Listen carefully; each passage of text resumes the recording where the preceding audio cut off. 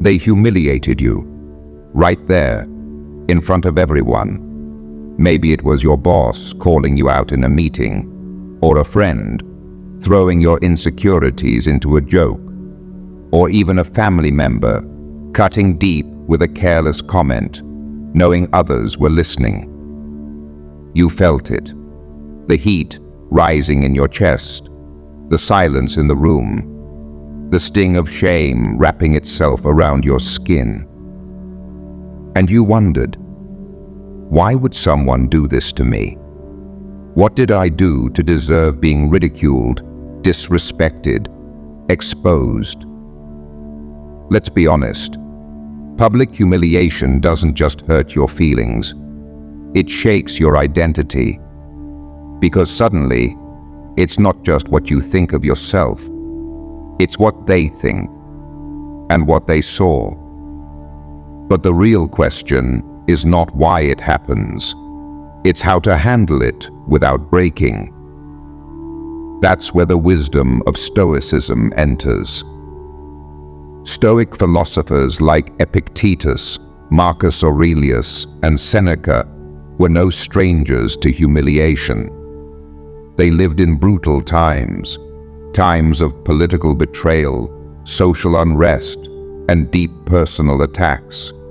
And yet, they moved through it all with an almost supernatural calm. How? Because they understood something most of us forget. No one can harm your soul unless you let them in. This video is not about playing the victim. It's not about lashing out or plotting comebacks.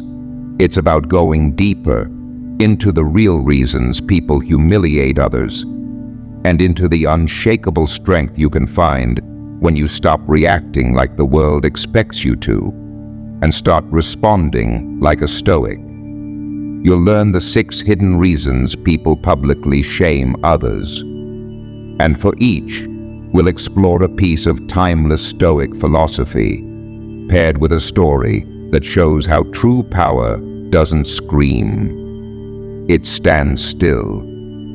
So take a breath, let go of your defenses, and come with me into the ancient fire, not to be burned, but to be tempered.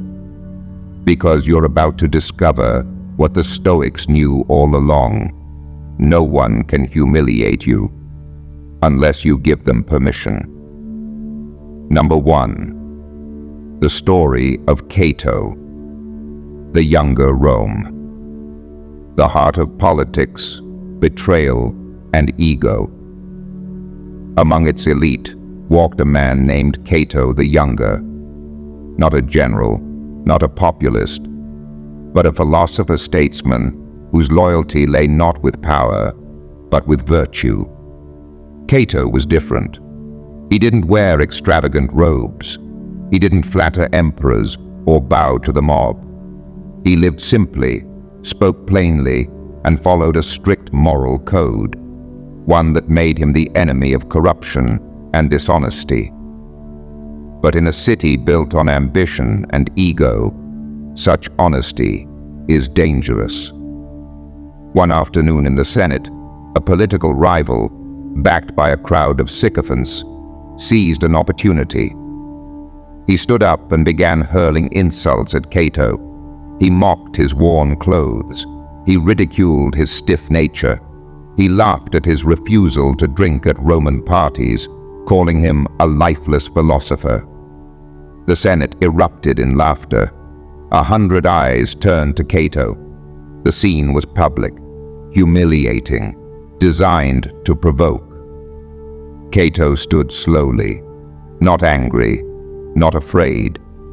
He looked at the man and said, with complete calm, "I would rather men ask why I spoke no ill than why I spoke so cruelly."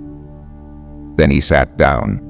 No defense, no attack, just calm, because Cato understood a core Stoic truth. If you are pained by any external thing, it is not the thing itself that disturbs you, but your judgment of it. Marcus Aurelius. He had trained himself not to be ruled by others' opinions, not because he was cold, but because he was free. Cato wasn't defending his ego, he was defending his peace. And the more they laughed, the more they revealed their own weakness, not his. That day, the Senate saw something rare, a man immune to humiliation, a man who didn't need the crowd to feel powerful, because he had already conquered the one crowd that matters most, the one in his own mind.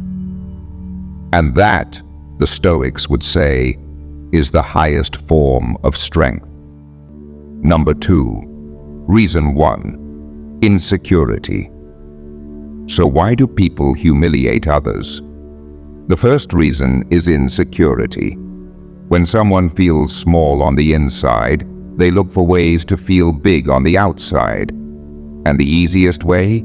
Tear someone else down, especially in front of an audience. Mocking someone becomes their way of borrowing confidence. But Stoicism teaches us to see this clearly, not emotionally. Epictetus once said, "It is not he who reviles or strikes you who insults you, but your opinion that these things are insulting." When a person insults you in public, what they really reveal is the state of their own mind, their fears, their need for validation, their inner chaos. But when you react with anger, tears, or shame, you validate their attempt. You give away control. The Stoic approach is different. It says, let them act out. Let them reveal their insecurity. You stand still, like a mountain, unmoved by the barking of dogs below. Imagine someone throws a stone into a still lake. It creates ripples. But what if the water chose not to ripple? That's what Stoic self-control is, choosing not to ripple in response to someone else's storm. Next time someone tries to humiliate you, pause. Ask yourself, is this about me? Or is this about something inside them? Then let it pass. That's not weakness, that's discipline. And in time, others will notice. You're not easy to rattle. And those who try to humiliate you, they'll realize something even more humiliating for them. They never had control over you to begin with. Number 3, reason 2, envy.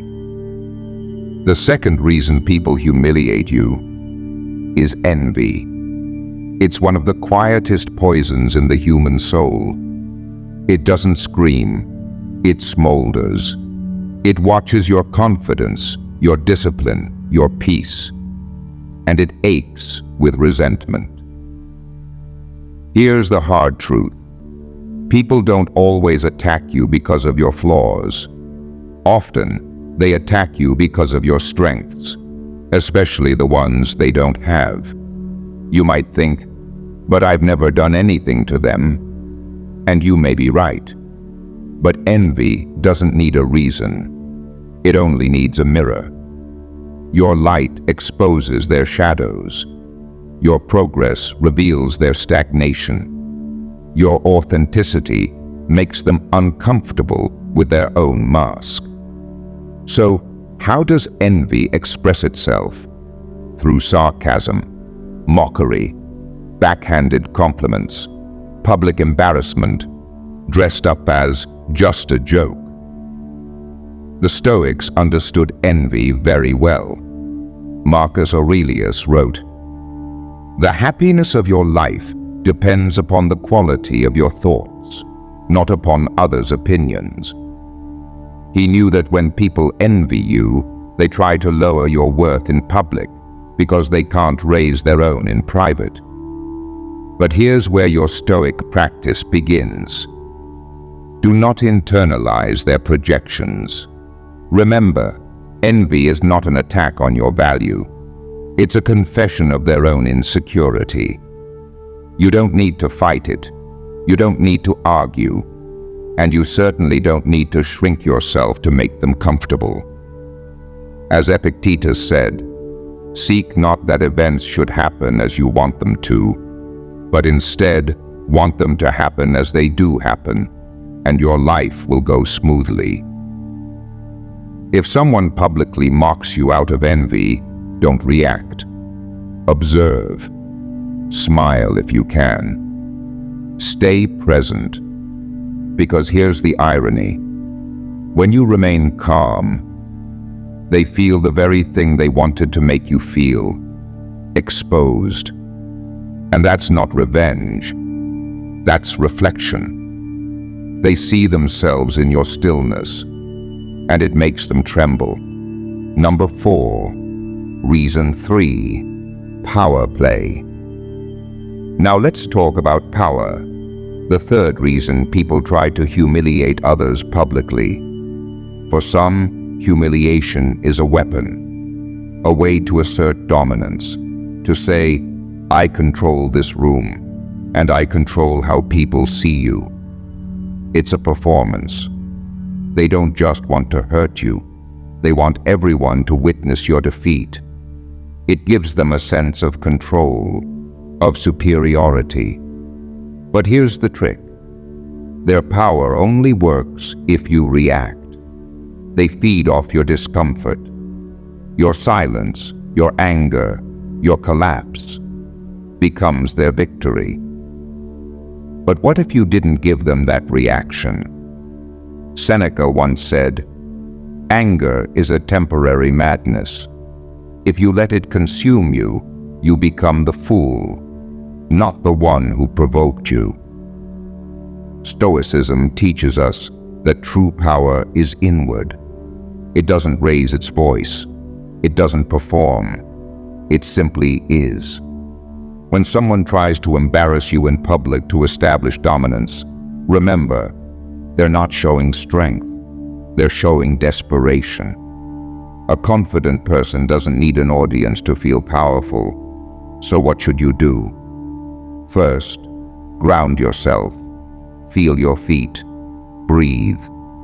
Second, ask yourself, is my peace worth more than this argument?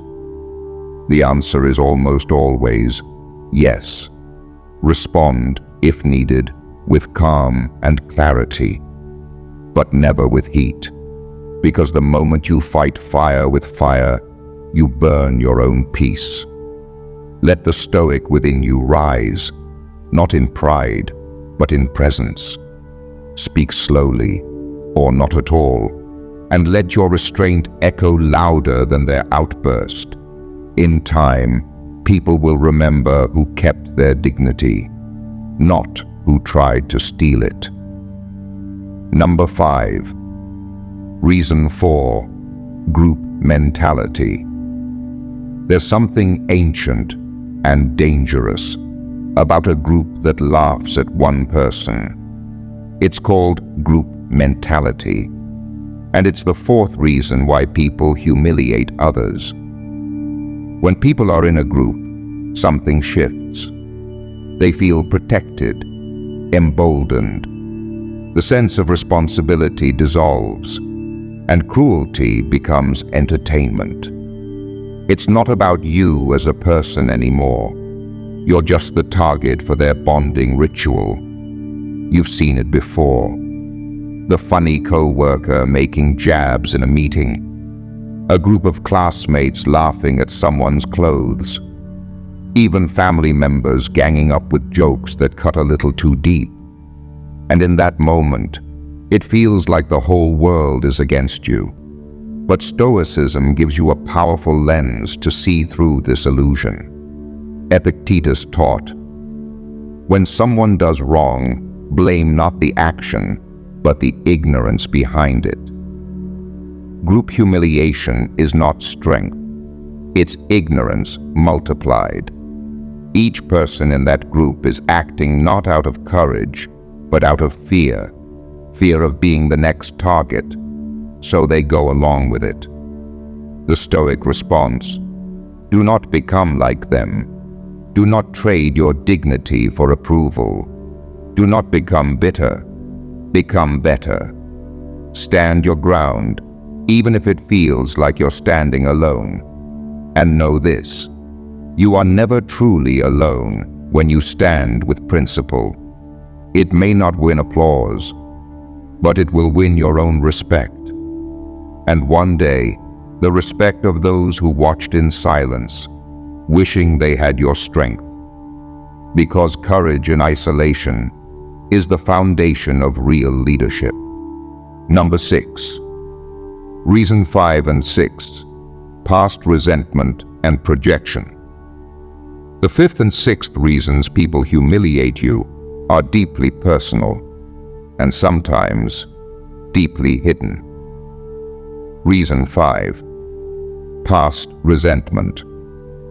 Someone from your past, a co-worker, a relative, an old friend, still carries a wound you may not even remember causing. Maybe you were promoted while they weren't. Maybe you said something once that hit too close. Or maybe they just watched you grow while they remained stuck. So what do? They wait for a crowd, for a moment, and then they humiliate you, thinking it will balance the scales. But Stoicism reminds us, don't waste time arguing what a good man should be. Be one. Marcus Aurelius. You cannot control their resentment, but you can control what you become because of it. Do not stoop. Do not return fire. Just keep being who you are, consistently, unapologetically. Now, the 6th reason is projection. Sometimes a person doesn't hate you. They hate something in themselves, and they project that pain onto you. You remind them of what they lack, or what they've lost, or what they were told they'd never be. So they point at you in front of others, trying to externalize what they can't face inside. Here's what the Stoics would tell you. They are not the enemy. Your reaction is. That doesn't mean you must stay silent forever, but it means when you respond, do it from reason, not rage. Not to win, but to preserve your peace. Let others carry their pain. Let them throw their shadows. You carry only what belongs to you, your values, your character, your choices. That is the power of the Stoic. You carry no extra weight. Lesson. So now we return to the beginning. They humiliated you in front of everyone, and you felt the sting. But now, you understand. It wasn't about your worth. It was about their weakness, their pain, their envy, their fear. And more importantly, you've remembered who you are. Not someone to be tossed around by opinions. Not someone who crumbles under noise. You are something stronger. A mountain. A flame that doesn't flicker in the wind. Because now you carry with you the greatest Stoic truth of all. You have power over your mind, not outside events. Realize this, and you will find strength. Marcus Aurelius. So let them talk, let them joke, let them try to reduce you. You will rise, quietly, calmly, fully. And when others see that, they'll see not just a person who survived humiliation, but one who transcended it. You won't need to prove anything, because your presence, your silence, your inner peace will speak louder than any insult ever could. If this message brought you clarity, Don't forget to like, subscribe, and share this video. Because the world doesn't need more outrage. It needs more wisdom, the kind that lives, breathes, and walks in peace.